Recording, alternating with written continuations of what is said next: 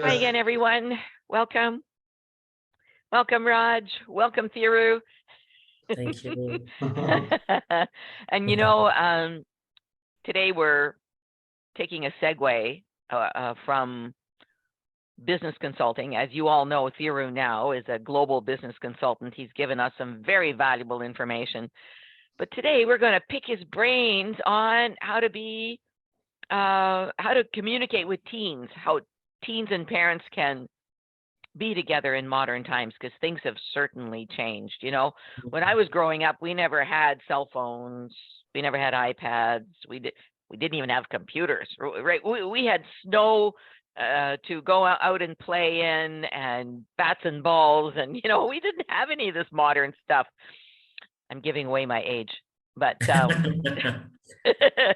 but today things are very different for teenagers. Yeah. They have lots of challenges, and I know from some of the teachers that I work with that they're a little frustrated that the teenagers in their classroom have ADD and ADHD, and they're pumping them full of drugs to get them through this, and the children are having anxiety. It's hard to be a teenager today, isn't it?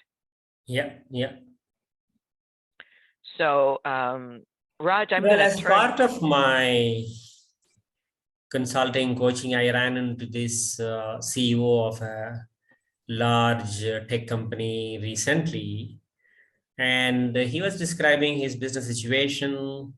And while I was using my coaching techniques to really find what is bothering him the most, lo and behold, what came out was his relationship with his daughter, and not these business issues. Though he started off with business, wow, the real thing which was bugging him then was his daughter was a teenager, and then he felt he's losing kind of relationship with her. She's not talking to him. She's not there whenever he's obviously also very busy business executive. And he also kind of felt guilty that he was not spending time with her. That role, gave me the, idea as to we need to talk about this. And then this is quite common that we are finding in all families because of what Betska, you started off with. The times have changed. There is so much of other activity that is happening in the world that the children, the teenagers are exposed to. And so social media is a major thing. The screen time that they spend watching TVs and the mobile phones, and so they also don't have so much time or the kind of a bond that we are all used to in the past. But then one blaming the other is not going to necessarily solve this problem. So both the children, teenagers, as well as the parents need to work on this. So that is what we thought we should talk about in today's podcast. So I guess the first major thing is the communication. So there are families where things are still working fine, where the parents are able to have a very positive, healthy communication with the child, and recognizing that the child is obviously growing older, and then in the day and time that we are in, they tend to know a lot more than what we used to know at our own ages. So we need to recognize that, and then we also need to recognize the need that they have for their own independence and privacy and things like that. And then they also have their own network. They need to spend time with them, and they learn from them. So we need to give them the space, and we need to respect their independence and privacy. I guess these things will go a long way in kind of developing a mutual respect, and not treat them as as though they are my children, so I'm going to control them. I'm going to tell them as to when they need to come watch this, don't watch this. All these things are counterproductive, Betska. So what do you suggest?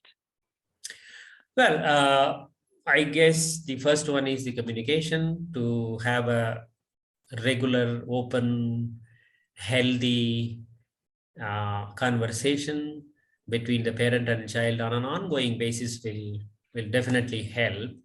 And we should also be open to talk on all issues, and not avoid discussing some issues, because to a large extent, the children go away, the teenagers start trying to find solutions outside when they are not able to get it from the family, from their parents. So we should not only just be a parent, but also be their maybe, a friend as they grow older, and then, kind of recognize what they are going through physically, mentally, emotionally, and then be provide the helping hand to them. That will really help. And also not insist on, generations change.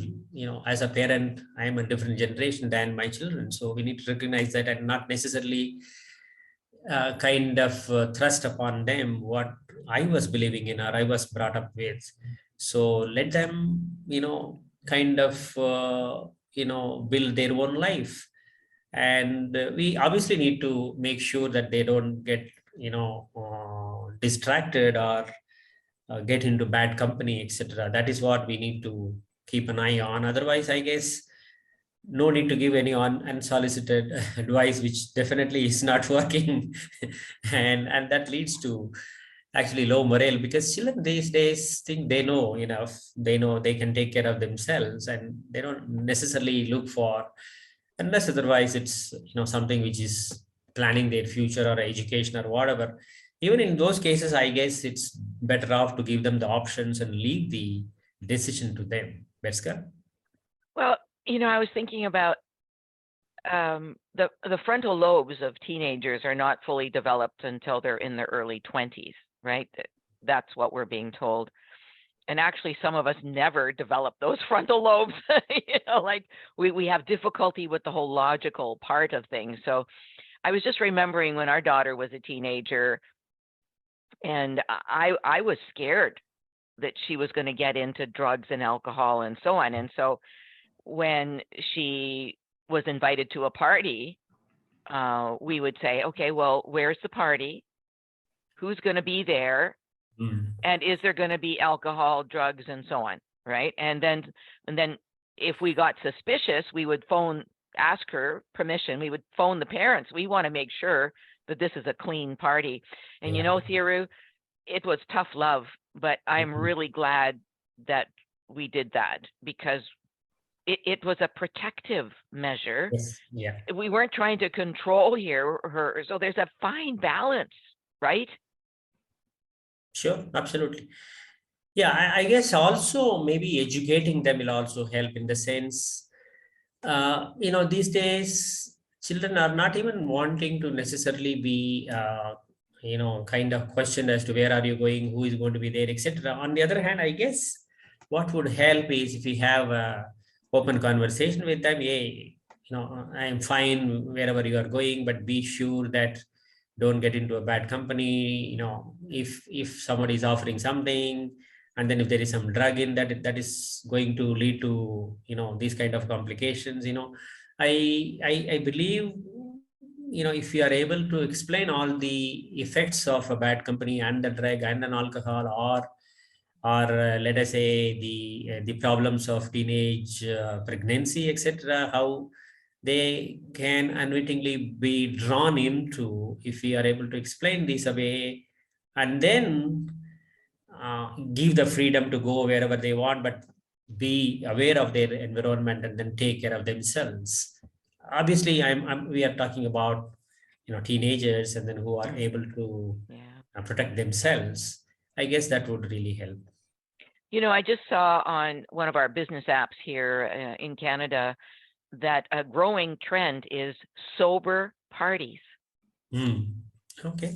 Even throughout the holiday season, people are electing to go to sober parties. I thought, thank God, not just for teenagers, but for adults as well, because we go a little crazy sometimes when we drink too much. And Raj, what's your final closing comment here on, teenagers? And my nephews are very young, so they are in the college. So what I learn from my nephews and my recruitment, very young people who are after school or college.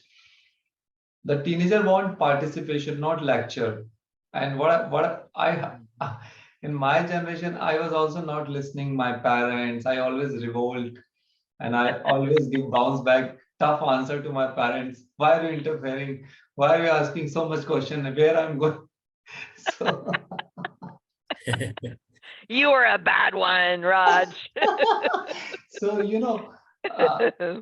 the teenager, they want participation. They understand what you want, what is your concern, but they want little freedom. So because when you force, you don't do that. It's a children mindset habit. I will do, must, because mom said you don't do, dad said you don't do. So better we can communicate our message in a very different way. You do, but certain point of view this way, not you refuse. Mm-hmm. Yeah. Like I'm giving you one example. Like when I understand my niece, she came in my home and she was involving in my event business last some year back. So she was in college. So you know what I learned from one day, when I said, you don't wear this dress, you wear that dress and you go for meeting. Then she, no, I cannot wear. I will. Then I was in very tough situations. How I control this very, and I was, that time I was feeling, oh my God, it's my insult. She's giving me very strong answer to me. Then immediately through my meditation, I realized I don't want to fight because I have another work, she have another thing, so I don't want to spoil my day. Then I decided, let them hurt whatever she want to do. Then I called my sister, then I discussed this matter, how to handle, because I don't know how to handle this. Then she said, you can involve with her, then learn what she want. Then I started my different opinion Got that it. I will not fight. I don't want to fight. I will change my attitude with these young children. Then I feel I don't have any ego and any problem after some time. So participation and freedom. But in a, like you said, you are taking care of your daughter, tough love. So that is also a responsibility as a Yeah. as a parent. So And that freedom to make mistakes too, right? Because all of us, right, right, we had to make mistakes and learn from them. But for us, it was being careful what kind of mistakes she allows herself to make. Again, because of the whole drug alcohol thing that's out there. So There is one other thing, Betska, like since Raj said his children are young, so I think it is best taught and they are brought up in that manner, which is the families who pray together stay together, as they say. yeah. So that is a very important aspect of how we continue the bond. If we have that spiritual connection right from the beginning, that stays always. And that makes the life a lot more easier. We have a shared understanding, and then we get together, we pray together. So it's a lot more easier to have the communication with the children as they grow and whatever age they are in. So that's a very important thing that we should all make sure happens. Wow. In one of the case studies, Raj, in our company, we're running a course on case studies, and the one that was presented by one of our senior coaches last week was on a family in peril. And the father, the mother, and the teenager, everybody was fighting. Nobody was happy, right? And so the father came for Mind Kinetics coaching and started to go inside to find out, well, what were his fears about raising this 16-year-old, right? Well, what are his own fears? And he was seeing himself in the teenager, right? See, when he was a teenager, he could see the same mistakes his son was making. And anyway, it was such a beautiful case study because the father he was determined to improve the relationship with his son. And so the coach took him inside to look at his subconscious beliefs and roadblocks stopping him from having this relationship with his son.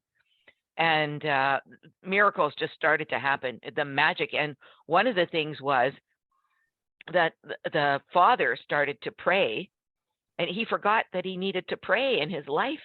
So he started to pray, and then his son came along and prayed with the father. Beautiful. Oh, I was so touched by that, you know. And then the mother is writing to our coach, Somya, in India, and just saying, wow, you know, like the whole family is transformed. Everybody's happy. And the parents are now going on date nights. They were ready to divorce.